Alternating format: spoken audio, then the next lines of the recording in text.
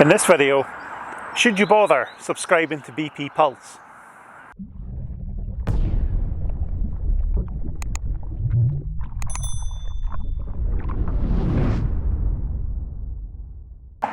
So the i3's back, and I'm back in the same location where I was with that 420i that I briefly had as a courtesy car when it was in getting fixed. If you haven't seen that, please do check it out.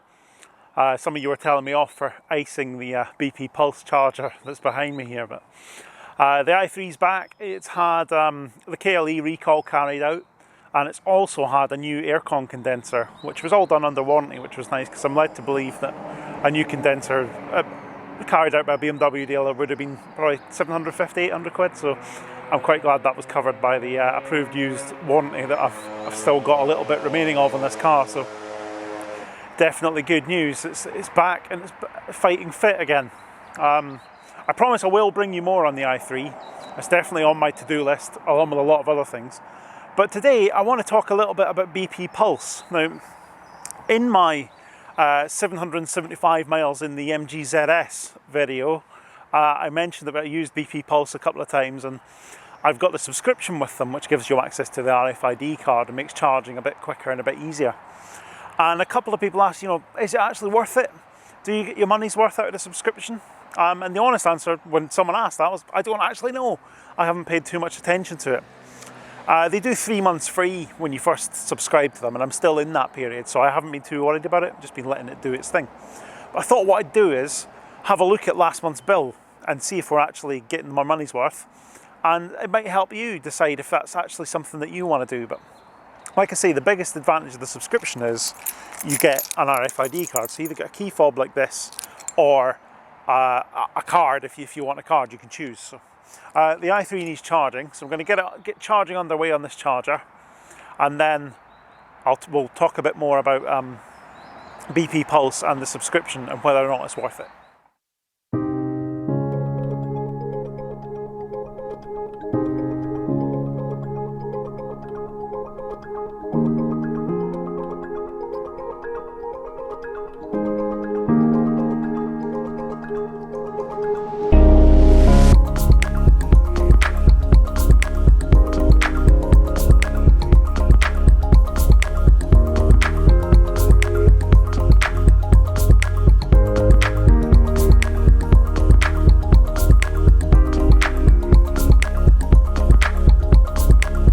So that's us all plugged in, charging away quite happily, all good.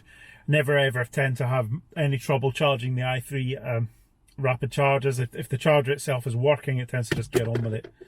Don't ever tend to have any of the sort of communication type issues that you tend to see a bit more often with the ZS EV. So I'm guessing maybe just differences in the way the CCS protocol is implemented, but generally it seems to be trouble free. But BP Pulse then, so BP have a pretty large network of rapid and destination chargers throughout the UK. It used to be called Polar. Quite a lot of the units, the older units, are still branded as Polar. Certainly the ones at Lancaster Park and Ride that I used when I was on my trip to Scotland, they were Polar branded. They then rebranded as BP Chargemaster, and then I guess the marketing people were looking for something to do, so they rebranded again as BP Pulse. And got to keep these people in a job somehow, right? So BP Pulse it is. And probably one of the more common and more recognisable networks. You'll find chargers not only in the eerie horror show like locations like this pub car park I'm in, which does look a bit more like something out of a horror movie, certainly as someone commented in my last video. But also in hotel car parks. They do a lot of deals with Holiday Inn and places like that, and generally, reasonably accessible, half decent locations. You might find one rapid like this one tucked away. But they are working on sort of more charger hubs and stuff like that too, where you might have 4, you might have 6. More in line with, I think, what we need. And you do also they have the destination chargers, so the Asda tend to have BP Pulse destination chargers in their car park if they're going to have any.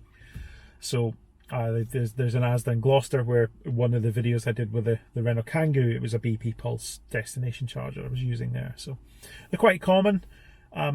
And in certain parts of the country, certainly in the southeast, there's absolutely loads of them, I find.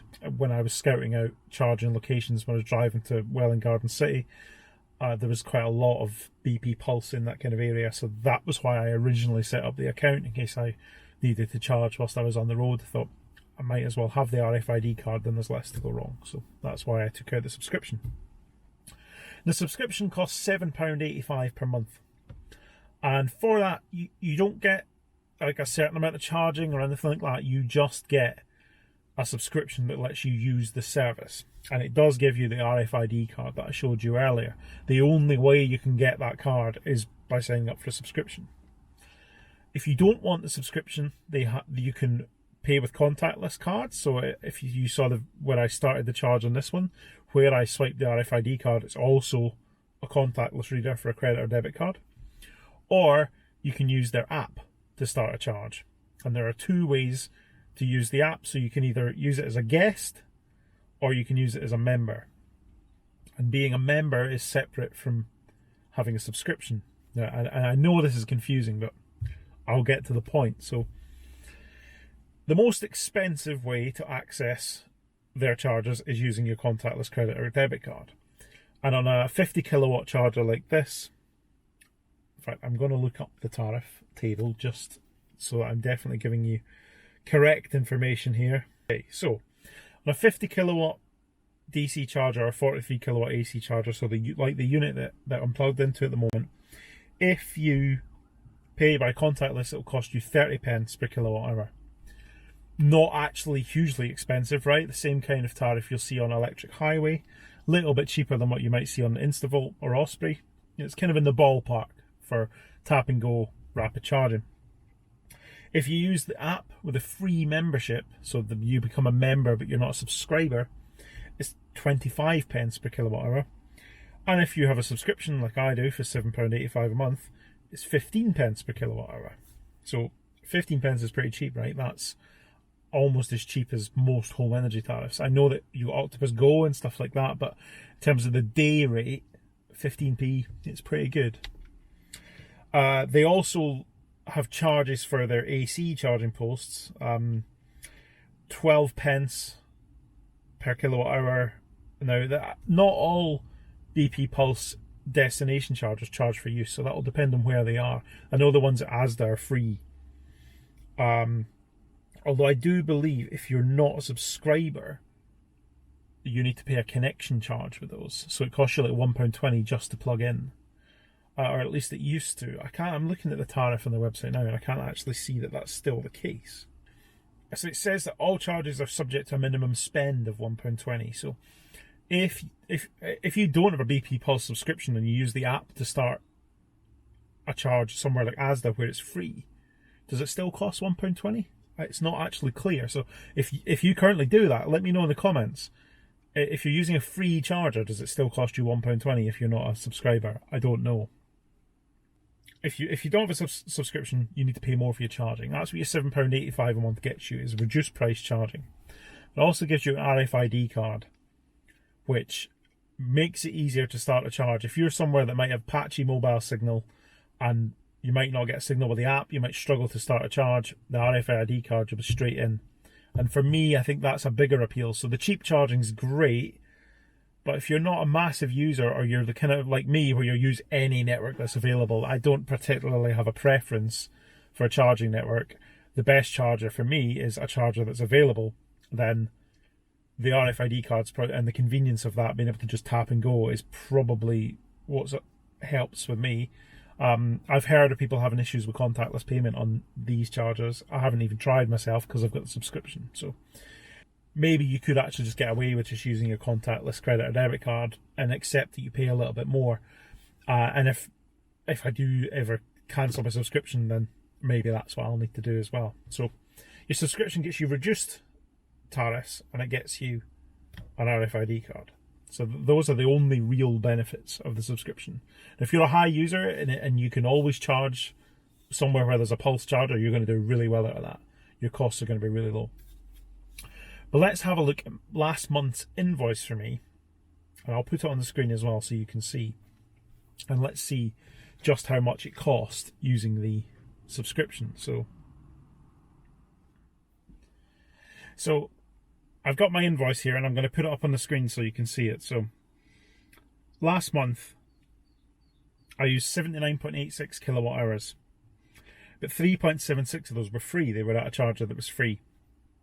Now, as I said, I don't know if I would have had to pay something if I didn't have the RFID card to start that charge. So if I wasn't a subscriber, I don't know if there would have been a cost involved there. So I'd be interested to know. But let's assume there's not. Let's assume that would still be free.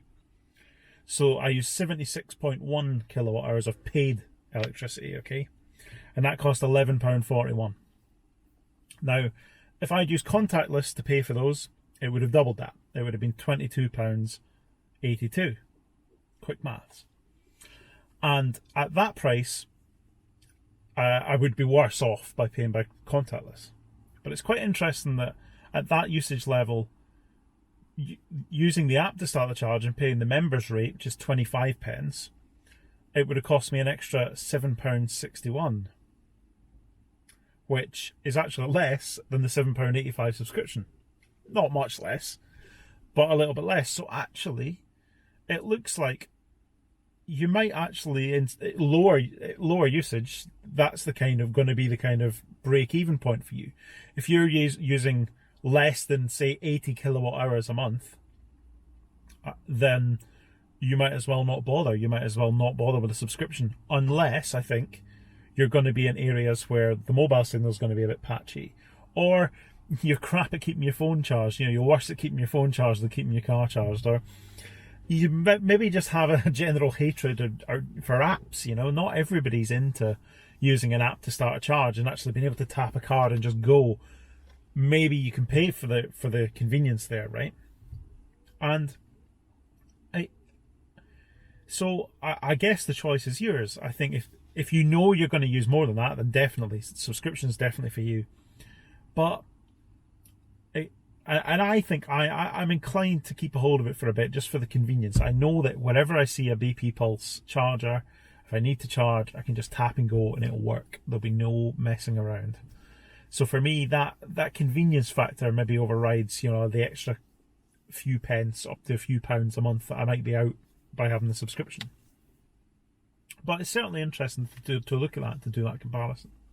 Let me know what you think. Do you use BP Pulse? I know that some people have subscriptions that discounted or thrown in with a car, or perhaps I think there's an energy, I can't remember which energy company, but I think there is an energy company where if you take their tariff, they give you a subscription for so long for free, which is quite nice. So I guess you'll be a lot less worried about the subscription if you didn't pay for it in the first place. But let me know what you think. And how have you found the reliability of BP Pulse? So I've certainly never had any issues with them. They've been pretty good for me so far, touch wood. I definitely, for me, in terms of availability and reliability, they're pretty good, but I have heard some people say that they've had the opposite experience, and I think you're going to find that with a lot of charging networks. I know that there was a reliability survey and they were reasonably low. You know, they were down with the sort of Ecotricities of the world rather than up where Instavolt tend to be. So do let me know what your experience is, and what do you think?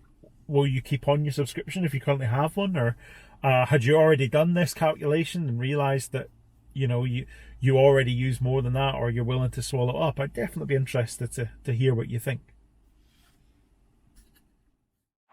So this is all done charging, so I'm just going to end the charge and be on my way. And again, it's fairly straightforward. You need the card to end the charge, and you press stop here and tap the card again. We're all good.